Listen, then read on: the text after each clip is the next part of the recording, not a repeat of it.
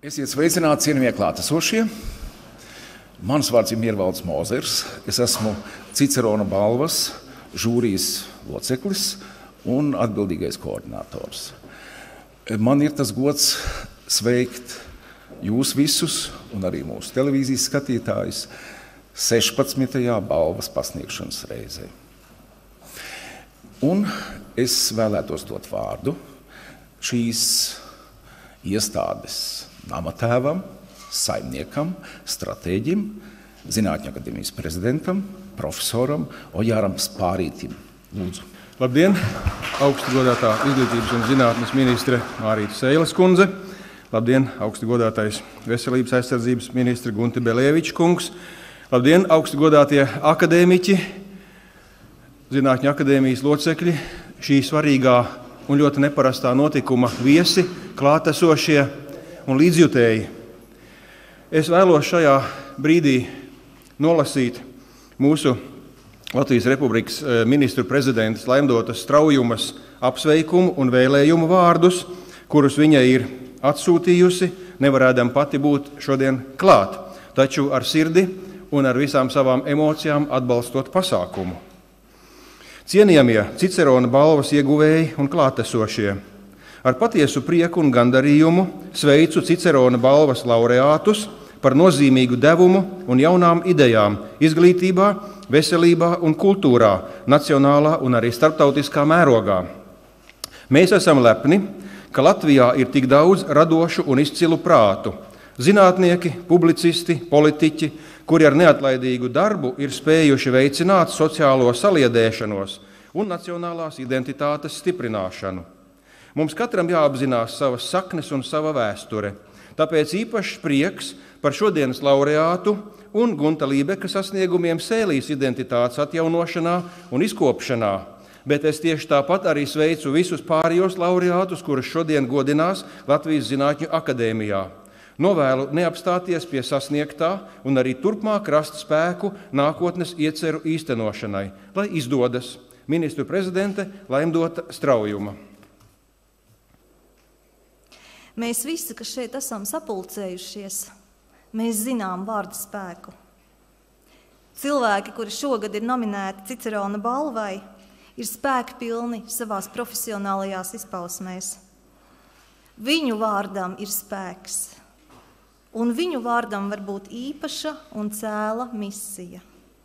Es gribu sumināt šīs dienas gaviļniekus, tos, kur ir izvirzīti Cicerona balvai. Jūs apzināties savas īpašās dāvanas. Jūs apzināties savu īpašo misiju. Jums ir daudz dots.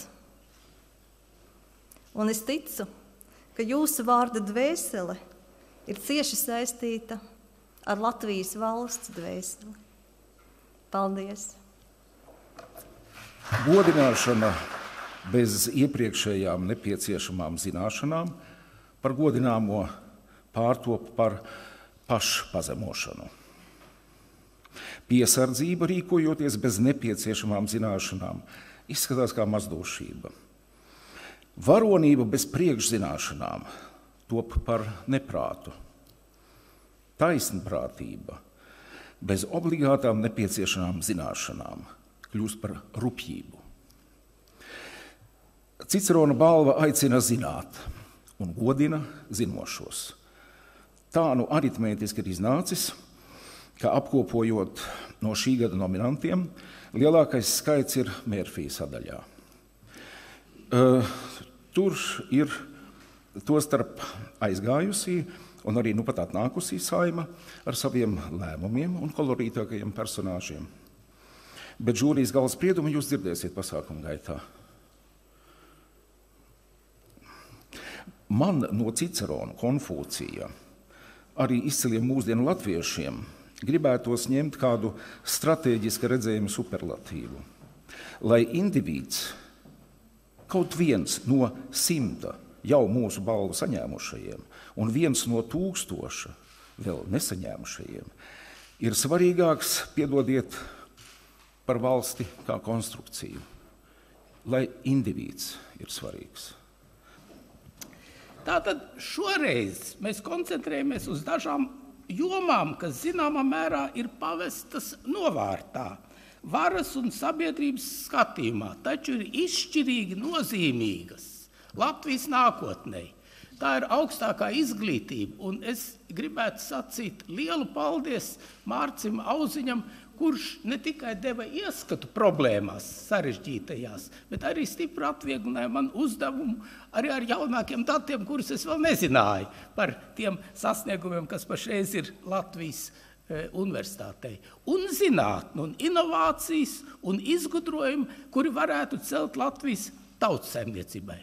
Faktiski šis gads būtībā ir kultūras gads, un mēs daudzinām Latvijas sasniegumus kultūrā, dēvējam sev par koru lielvalsti, par mūzikas lielvalsti, mēs priecājamies par Rīgu kā Eiropas kultūras galvaspilsētu, par Imantu Landsmanu priecājamies un Rundālu, par mūsu teātriem, par mūsu komponistiem, gleznotājiem, par pasakainām Latvijas monētām, kas ir atzīts pasaulē. Un tomēr mēs šogad nedodam prēmiju par kultūru, ja atskaita Selecki. Mēs dodam prēmiju par tām sfērām, kuras Latvijā ir pabērna lomā pašreiz. Un tās tomēr ir zinātne un lielā mērā arī augstākā izglītība, kas, kā mēs dzirdējām, negluži pelnīta, ir tikusi nopelta.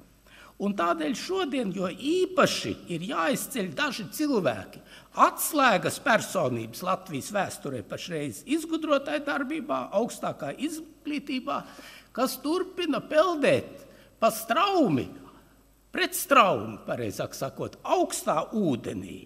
Es domāju, ka zemkopības ministram Dūklavam būtu jānoskaidro, kā tik ilgi badinātas govis, kā zinātne un pa daļai augstākā izglītība spēja tomēr vēl joprojām dot treknu un vērtīgu pienu, kas dažā ziņā nav mazvērtīgāks par to, ko dod izslavētās ārzemju universitātes. Tas būtu faktiski uzdevums zemkopības ministrijai.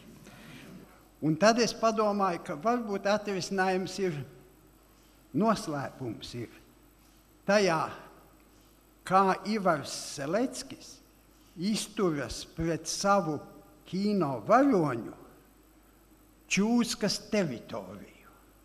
Šo terminu es izdzirdu no vienas ārzem kino dokumentālistas, kas stāstīja, kā uzņemot kādu filmu, viņa tuvojusies Kobrei.